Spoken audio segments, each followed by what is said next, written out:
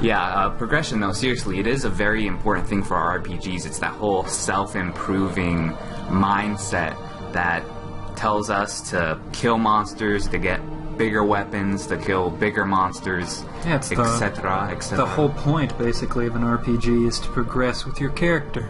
Yes, so naturally it's a very important topic, and it's one we will be discussing. So, what will progression look like in the Elder Scrolls Online? Well, in which sense? Because there's a lot. First, let's go ahead and talk about our character progression, right? Where you're getting abilities for your character, but the special thing that the Elder Scrolls Online has is it has weapon and spell progression too. Like, those are level armor. Yeah, which is neat. So let's go ahead and we'll talk about that first, since it's the most interesting. Alright, cool.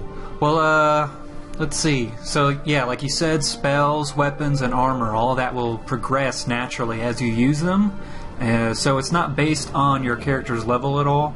So even after you reach level cap, you can still continue to level pretty much anything. I mean, you can act like... Eventually you can level every single thing that is available to your character, be it light armor, heavy armor, one-handed, two-handed. Yeah, pretty much everything you could eventually level to the max. Which I love that fact. So you could have your character kind of be the jack of all trades. Pretty much. You can do about anything, at least when it comes to that. So, like with spells, whenever you continue to use a certain type of spell, that spell itself will level and become stronger as you use it. Okay, so like my magic flame could evolve into like a fireball, which could evolve into like a fire meteor and something like that. I'm not sure if like maybe the name of it will even change, but it definitely does get stronger. The damage it does will eventually get stronger the more you use it. That's very interesting. I think they could make that a really cool system if, say, it changed cosmetically too. Like you were, like Skyrim, you know, the channeling maybe the a little flames. Brighter. Maybe a little bit more flame animation, just so like it's even for other people can tell that okay, that's a pretty powerful spell. Right. I need to kind just of avoid. By looking at it. Yeah, I need to avoid it whenever he's really casting cool. that. Would be pretty cool. Yeah, and by the time you're level 50, like your fireballs shake the ground like they do in Skyrim. They're so powerful. Also, when your spell reaches level 5, let me make that clear. The spell reaches level 5, not your character. So when your spell reaches level 5, it'll branch off, and you can then select how you want that spell to evolve. So like, let's see, what was it? Slam, I think, was the example they were using with the, what's it called, a Dragon Knight? Dragon Knight. Yeah. With that class, with Slam, I think usually it like knocks them back, does damage, whatever. But it'll branch off into 2 different versions of it. So one will knock the foe down a little bit longer, whereas the other one will like lower the armor by 50% or something like that, and won't knock it down quite as long. So that's just like an example of how the spells will branch off and evolve. And then I hear you can also like change those like whenever you want, as long as you're outside of combat. Pretty sick. Yeah, I mean, it's all part of that tailoring it exactly the way you want. And I mean, the more customization options we get with our spells and stuff, and that branching off, like, I, for one, get kind of a boner when you're talking about that whole branching and stuff like that, because then, okay, I might play a warrior tank-like character, but my warrior tank-like character doesn't have to have the same build or the same customization that the other tank guy is using, you know, maybe. Right. So that kind of uniqueness that it brings to our characters will be much appreciated. Yeah. So when you say a spell reaches level 5... do they cap at? Do we know what they cap at? Do they cap at 50 or 100? I have not read when they cap. I know certain other ones do have caps, like weapons have a level cap that you can't progress with that weapon anymore. But spells, I'm sure there is a cap, probably around 25 or something like that. So probably 15 really. You wouldn't think it would branch too freaking many times, because then, I mean, you'll be spending your whole time leveling one spell and not the other ones. Right. So I can't imagine it being more than like 15 or 20, because it can't branch off that many times. That's, obviously just guesswork there. But shall we talk about weapons? Yeah, let's go. Let's go and move on to weapons. So, how will the okay, spells? That's easy. Customization is really easy with spells because you can have them do crazy and neat effects as you level them. But weapons, I mean, what really can you do with weapons as they level? Weapons basically are doing the same thing. As you use them, you will open up passive abilities that go with that particular weapon set. So even if you're like having a sword and a shield in both hands, then that weapon set, both of those weapons together, will unlock certain passive bonuses that will affect both of those. So like if you do have a shield and a sword, as you level that, you will be able to, like, I think one of the examples was obviously reduce more incoming damage by like 20%, something like that. Another one was like an actual set amount of damage reduction, like 65 or something like that. So yeah, and the max you can effectively level a weapon is 8, which is kind of a weird number, but 8 is supposed to be the max levels you can progress a weapon to. Okay, so I'm going to go ahead and compare to Guild Wars 2 because it's my most recent MMO in memory. So, wielding a shield and an one-handed axe will be different from, say, you'll get like a different set of abilities too than wielding a shield and a sword. Yeah, eventually you'll actually unlock specific weapon skills, which will probably be your mouse clicks. Those 1 and 2 abilities, your left and right mouse click, will probably change based on the weapon you're using, obviously. I mean, you won't have cleave with a sword. You'll have cleave with an axe. Right. So, yeah, you'll see things like that, and then again, those weapon-specific skills will then evolve as you use them more and more.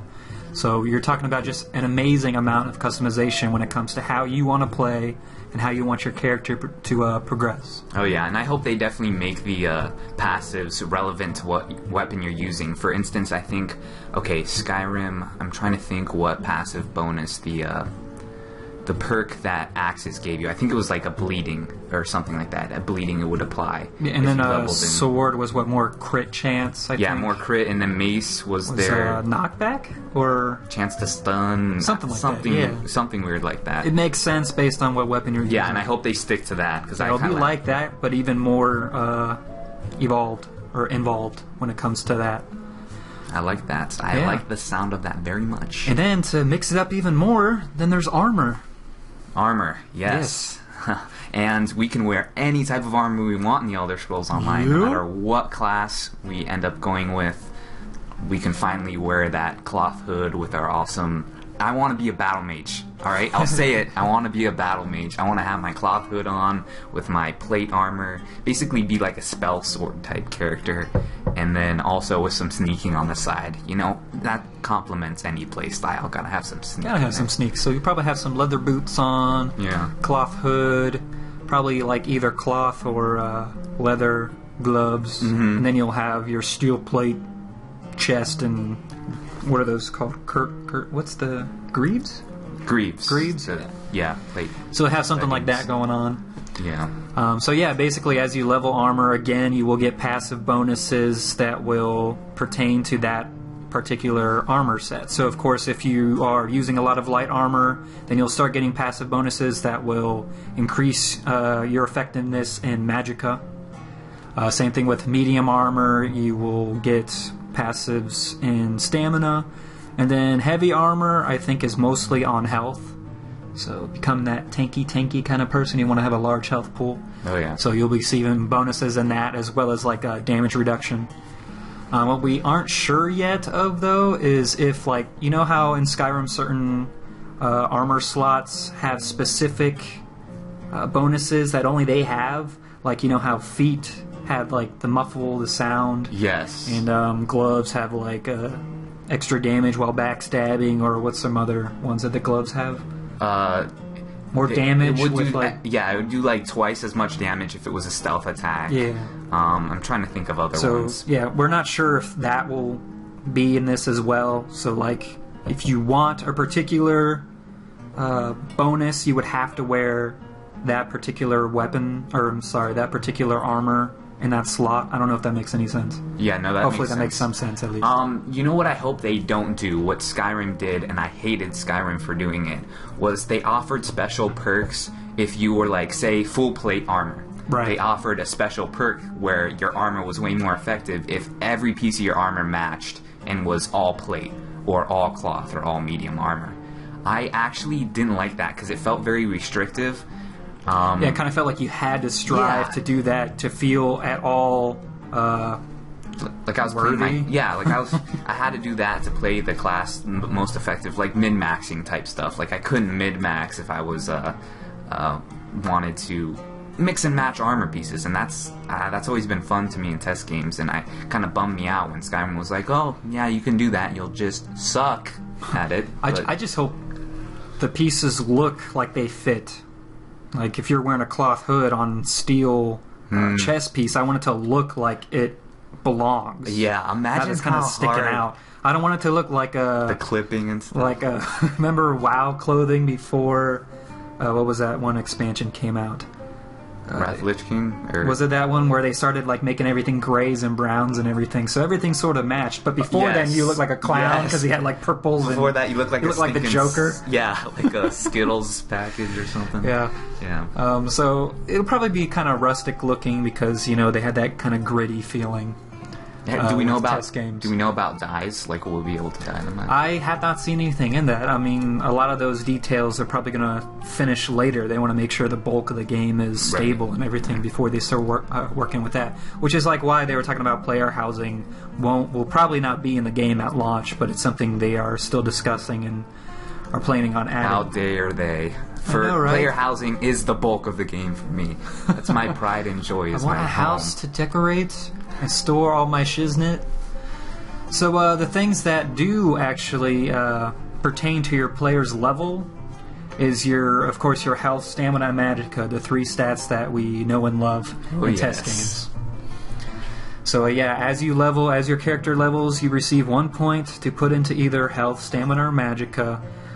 So as you put those points into there, obviously you'll raise the health pool or raise that pool. But also you get passive bonuses. So would you like to talk about those there, Josh? Yeah, I'm looking at these passive bonuses right now. It looks like it's definitely the, Dragon Knight. At least they sound like it. Ironhide, passive ability. Brace blocks an additional 10% damage. Dragon Blood, passive. Increase healing by 10%. Consuming Fangs, passive. Hitting target with a fully charged heavy attack heals you for 3 points. 3 points, that seems like a very small amount. We must have a really low health pool. Yeah, our health pool. Actually, I kind of don't mind that, though, I'm assuming it'll scale up as you level up. Yeah, this might be the base stuff. Right.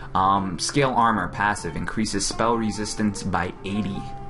Heart of a Dragon. After activating an ultimate ability, health regeneration is increased by 20% for 6 seconds. Now, ultimate ability, can you define that for the people? The ultimate ability is the sixth ability on your hotbar, and basically with the finesse system that they added in there, specific ultimate abilities have a set number of finesse that you need to use it. So really powerful ultimate abilities, if that makes sense. You think an ultimate ability is the ultimate. There's no scale, but there is. So like if it takes, say, 2 finesse or something to use 1, then there might be a more powerful one that takes 4 finesse to use. And so basically as you're attacking, properly blocking, dodging, whatever else, you build that up. And then you can use finesse abilities. Ultimate abilities. Ultimate ability, like your elite skill. Yeah, basically. Deep Breath, passive. Gain 63-point damage shield for 6 seconds when your health is reduced to below 20%. That's your oh shit button, basically, but it's a passive, so that's cool. That's cool, yeah. Kind of a stupid name, though. Yeah, but definitely, and this section here, all the passives I just read out to you, that was all health passives. Those are just health passives. So, like, as you put points into it, at level 2 health, you get a passive, at 5, at 10, and then so on. Every 5 levels after that, you'll get a passive. So that goes with stamina and magicka as well. As you put points into it, you will gain passive bonuses for that particular stat. Yeah, so that's why all I just read sounds very tanky, is because it was all under the that's health. all under health. All under health, yeah. But there's also 2 more stats that will be in the game, and that's armor rating and power. But those you can't put points into. Obviously, the armor rating will be based on the armor you're wearing. And then the power, we're going to assume it will probably be on the weapons themselves, or armor, possibly. So No, you'll yeah, see that like a makes weapon sense. with 60 power on it or something like that. Stats will probably have more, you know. At least that's what we are assuming, as we have not played the game, sadly, ourselves yet. When is that beta coming out? Right? It's supposed to be at the start of this year, right? At least that's what I heard. I've just heard it's going to be this year sometime. Probably not till a few months before release, honestly. There'll be closed betas before that, but when the open betas come out, you know the game's coming out pretty soon. Yeah, there's some people who's thinking that the game will come out in, like, I saw some guy comment on our video thinking March? it's coming out in March or April. Yeah, it's like no way. I wish, dude, but there's no way. And I hope they take as much time as they need. I would much rather get that finished product. Yeah, my money is probably on around November, December. Yeah, that's what End I of the think. year. I'm going to throw my bet. Let's make it now. I bet November 15th. 15th? Yes. Nice and even, right in the middle there. What about you? I'll say beginning of December. Hopefully around my birthday. There, that would be a nice birthday present, Yep. right? Pearl Harbor Day, guys. Happy birthday. Time to waste your life away in a video game. Yeah! Definitely taking off work. Alright, so I guess it's... oh yeah, one more thing is that I wonder... Okay, so the abilities we were just reading off before, the passives, those were obviously Dragon Knight and they were under health, so they were providing tank-like bonuses. I wonder... I'm really reserved, I've said this from the start, about the class system, because it's restrictive. And what I'm afraid of is that you will have to roll, like, say I want to be a tank, but I don't roll a Dragon Knight. Will mid-maxers, and what's the best definition for those who haven't played MMOs? What's a good working definition for mid-maxers? I don't freaking know. You know, elitists? Yeah, elitists. Yeah, no, they're people who want to squeeze every ounce of efficiency out of their character. Like, they want to make their character... Those number crunchers. Yeah, those number crunchers that... What is it called? Number crunch? No. What the hell? I can't remember what those guys are called. Those guys that, like, crunch the numbers, and those nerds with their calculators and figuring out what exact build they have to get the full effect. Right. I'm afraid that those people will be able to roll as a certain class and be able to squeeze way more efficiency out of their characters because they chose a tanking class or when they first rolled their character. And if I'm playing a different class and say I get a couple levels up and I'm like, okay, now I decide I want to be as tanky as I can. Like, will they have just a straight up advantage over me because they chose a Dragon Knight from the start? That's kind of what I think it'll be afraid of. balanced. I hope so. I really hope so. I hope one maybe more concentrated on the healing aspect of tanking, so you may absorb more damage, and some of that will be converted to health or something like that, whereas another one may be more just straight up mitigation. Right. So you may see more things like that, or maybe one will just have increased health pool. Yeah, like I don't mind deviations as long as they're both, as long as I can effectively tank just as good as the next guy if I was like a mage type, if I started as a mage type class. By the way, do we know any of the other names of any of these classes besides the Dragon I saw Knight? Sorcerer, but... Sorcerer? Okay. I think that's just someone throwing something up in the air because I hadn't seen that listed on Elder Scrolls website. Yeah, no, so that's not confirmed at all, but say for the sake of argument, I hope my Sorcerer guy can tank just as effectively as a Dragon Knight. If that does happen, then classes, okay, they're fine. As long as, I guess, classes for me could be more of like a cosmetic thing, or not cosmetic, what's the word I'm looking for? How these abilities are named after, like, dragony things, the Dragon Knight skills are. The sorcerer skills, the aesthetic of the class, I guess. Yeah, like so you're thinking like maybe it'll be the same kind of passives, just named differently. Yeah, named differently, and maybe they maybe like say when you're watching a mage tank, like a mage is maybe siphoning off health from the boss or something, as opposed to like I don't know. I hope their styles are able to vary different enough. Anyway, let's move on to our second topic today. Woo! Guilds! Guilds, yes. Guilds in the Elder Scrolls Online. A lot of people are wondering. Yeah, we have like no information on it, but... We don't have much information at all, so this is we'll going to talk about what we do know, I guess. Yeah, this is going to be a very quick segment. We at least know that there will be the 4 main ones in there. Okay, yes. The 4 main guilds. Let's start at the top. The most important guild of all. The Dark Brotherhood. Woo! Brothers and sisters, I'll tell you now. There's no information currently for the Dark Brotherhood in the Elder Scrolls Online, but I swear to God, if it's not in there, I'm leading the charge on the boycott. I've actually read that it might not be implemented at launch. Oh my God! Yeah, that's what I heard. No! So, yeah. I mean, they have time. They have time to work on it, but from what I read before, though, it might not be available at launch.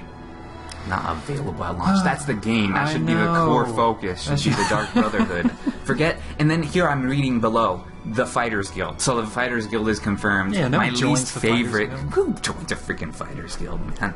That's my least favorite guild. Bunch of brawlers. It was a lot better in Skyrim because you got to be a werewolf and stuff. But Yeah. Dark Brotherhood, come on. The companions, by the way, for those who don't know. The companions, yes. So, how do we join the Fighters Guild, though? I think we have details on that, right? Yeah. Apparently, the Dark Anchors are these things, they're like tower-type things or whatever, that Molag Bal is putting up around Cyrodiil. It's basically merging Cold Harbor, which is his plane of oblivion or whatever. Yes. He's merging that in with Cyrodiil. And so basically, it's our job to destroy these Dark Anchors. But first off, you have to destroy the Daedric Guardian. Oh, I got chills. I know. That was probably that, if you watch the, and if you're watching this video and haven't seen it yet, you're weird. The introduction to the Elder Scrolls Online, the spider-looking Daedric thing that was popping out of that portal. Yeah. That's what I think it is. That's what I think the Daedric the Guardians Guardian. look like. Are those spider things that you saw in Oblivion, too. But, yeah, so Dark Anchors, they're random events, right? And they happen all over. Yeah, kind of Tamriel. Rift style. Exactly what I was about to say. This screams Rift to me. If you've ever played Rift, and this is why I'm saying, I swear to God, there's definitely Rift developers on ZeniMax's team, because this is exactly what Dark Anchors are. They're random events. And I liked Rifts. I don't know what you... I enjoyed the whole 2 weeks that I played it. The whole 2 weeks that you played Rift. Yeah, I don't know. The novelty started to wear off after a little while. Because it was exactly like WoW? It was Well, a WoW clone I'm with talking Rifts? about the Rift events, like the actual. They Rift actually got annoying to me because it would always seem to pop up where I was trying to quest. And so it's like, oh, I have to do this just so I can freaking finish my quest and turn it in. Yeah. So they were kind of annoying to me. I mean, I'm sure after you were max and you didn't have anything else to do, it'd be cool to just go around in the world and start closing these rifts. But as you're leveling, it's a pain in the ass. I don't know. I think Rift's problem with the Rifts were that they appeared too much and too often. There were so many of them constantly. Imagine if the Dark Anchors here in the Elder Scrolls Online would be much more, not extremely rare, just sporadic. but more sporadic and way more, not a common, like, say you would maybe come across one like once a day or once every other day. You don't want it to become tedious, basically, and just be like one other thing you got to take down. Yeah, just for the most recent example, you can think of Skyrim. Fighting the dragons was fun, but then didn't it get to the point to where there were so many dragons that it was just kind of like in the way of it's like, dude, I'm just trying to get over to this and explore this cave, and you have to pop out, and now I have to take you down before I can go in there, I guess. Yeah, like a week into Skyrim, hearing a dragon's roar echoing through the mountains was amazing. I was like, oh my God. And then like a couple weeks later, I was like, meh, Then when they started becoming ancient dragons and were owning my ass. Yeah, then it was something. Then it spiced it up again, right? Yeah. So. But anyways, to join the Fighters Guild, you basically have to hunt those down. And I guess there's a certain number or something you need to take down to gain their praise or something like that. Interesting. Now, I wonder if the Dark Anchors will be like the Oblivion gates in Oblivion. That's a where you can step through them. Yeah, maybe. I don't know. Maybe that's what you got to do. I don't know. I bet that would be. I don't know. That'd be pretty cool if you stepped into the realm of Oblivion nostalgic like that. For nostalgic purposes. reasons. Exactly. Bunch of imps in there you got to take down. Yeah, imps and bloodgrass killing you and stuff. Yeah, good times. Good times. The College of Winterhold. By that of which I mean the Mages Guild. The Mages Guild. Yes. Who here are mages? Are you Me. Yeah. Well, I pretty much joined all of them, even the stupid Bard College. I know, the Mage's Guild quest line, I do, yeah. Of That was course. so long. The Mage's Guild quest line Yes. was? Really? You thought it was long? I thought it Yes. was too short. Really? Yeah. What? I don't know. Maybe because I did all the other quests and stuff to become... You thought that was short? Okay, To maybe become- this is why I thought it was short, because you haven't played Oblivion. I was playing Oblivion where to get into the play Mage's... Oblivion, just not all of it. Just not all of it, right? Did you join the Mage's Guild ever in Oblivion? I don't remember. Okay, well, the Mage's Guild in Oblivion, you had to go to every city and get a recommendation from every leader of every guild to get into the Arcane University. That sounds a little familiar. Yes, so the initiation itself was like half of the quest line. It was just long. Yeah, that sounds kind of annoying. Well, a lot of people didn't like it. I, for one, I don't know, I liked it just because it made the quest line longer, and the quests were pretty fun. I mean, there's one where you're helping a Khajiit turning invisible to Right. prank some... do you remember that? That was up in Bruma. Yeah, but I don't know, I had some good times doing that. Anyway, the Mage's Guild and the Elder Scrolls Online. Do we know how to join it? Yeah. Basically doing what we always do in Skyrim anyways, and that's collecting books. Collecting books. I'm sure there's like specific types. They're called lore books, apparently. So you collect those throughout Tamriel.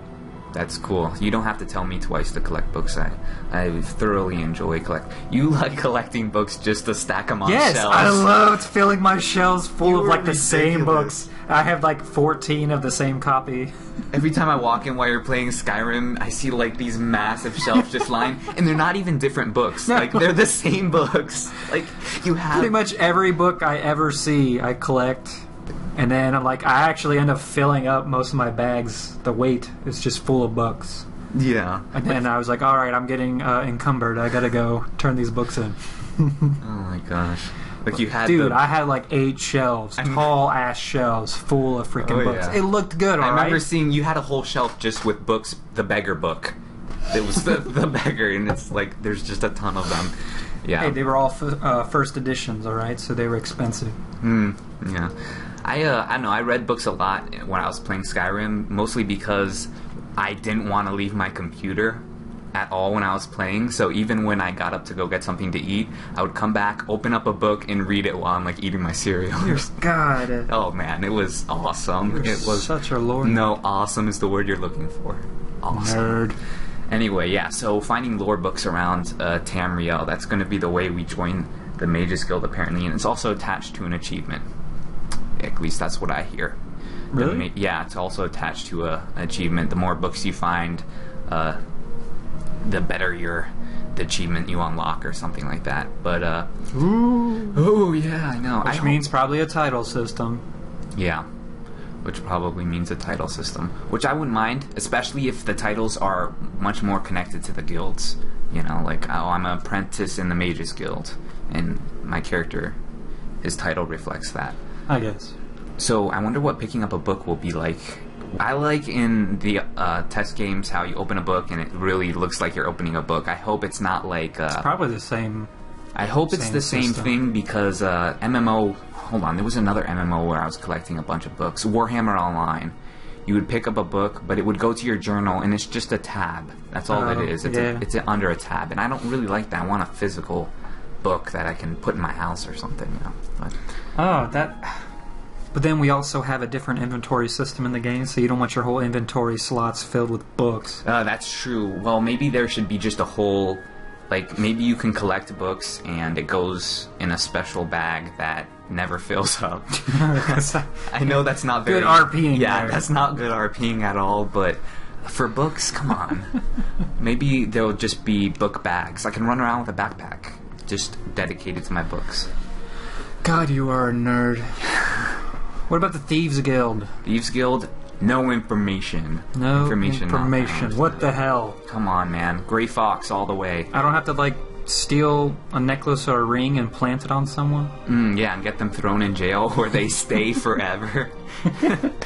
Oh man, I want to freaking be a nightingale and stuff again. That'd be great. But at least that brings us to our final topic of the show. Yeah, speaking of thieves, crime system. Ooh, nice segue. Yeah, did you like that? Yeah. How I did that? I'm getting better at this, you know? We started as a bit rocky, but I'm starting to get this little transition thing here. Crime system in the Elder Scrolls Online. What will that look like? And will it even exist, first of all? Because have we heard anything at all about it? No, this is basically our theory crafting segment Yes. that we like to do. Oh, where we we love the basically theory craft. pull stuff out of our asses, but make educated guesses as well. Yeah. So we would definitely like to see a crime system in the game. Oh, yes, most definitely. How that would work, though, is really the question. How would it work in... We know how it works in the Elder Scrolls games. You pick up a sweet roll, guard runs over, you violated the law, go to jail. You kill a chicken, and And they string you up in the middle of the town square and, you know, execute you. I want to see stocks where we get put in the stocks, and then people can throw rotten vegetables at us. That would be awesome. That'd be a whole mini game dedicated to you just throwing tomatoes and celery at actual players stuck in the stockades. Like in the main city hub, you could just have the stockade, like in the auction house or something, where everyone just... And it's... That would be awesome. That would be awesome. But seriously, though, I can't really just kill anyone I want, can I? In the Elder Scrolls Online. Because No, but you couldn't do it in Skyrim either. Not everyone. Not I mean, everyone, specific quest givers, you can bring them down to a certain health, and then they fall to their knees, Right, and then they just get back up after a few seconds. So you can't actually kill them all. So it's not like it hasn't been in previous test games. Right. But I hope that I'm still able... Basically, what I'm trying to say, Kyle, I want to kill innocent people. I want to kill innocent people sleeping in their beds. So, there's... Okay, town full of people. Some of them are quest givers. Some of them are vendors. Some of them aren't important at all. They're just people walking around, you know? But then they're going to have to, spawn, almost immediately again, because you're talking about a lot of players that are probably doing the same exact Just thing. So running around. there's going to be just nothing but vacant towns everywhere because everyone's been killed off. Well, maybe those average Joes could be phased. But of course, that would be We are kinda talking weird, about so too. much phasing. Oh, yeah. Oh, yeah. Much, So much. you're thinking maybe it's all going to be client side, except for the actual quest givers will be server side. Except for all the important, just, I don't know, the important people. So all the being people vendors are and for me to visitors. kill, Yeah. not for you. Plus, it would be a money sink for the game because It they always would. want to get rid of your currency any way they possibly can. Exactly. So you have to pay off your bounties, Yeah. more crimes you commit and stuff like that. I don't know. It's just one more thing to add to the game that would make it more realistic. It would. It really would. Anyway, these have been the Shoddy Bros. Josh. Kyle. Boy.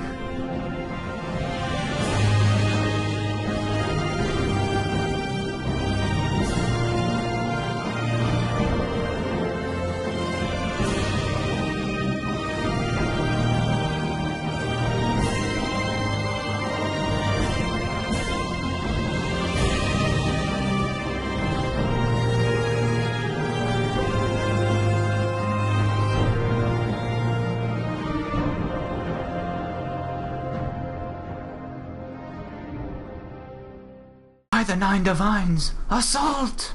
Assault! That's Oblivion.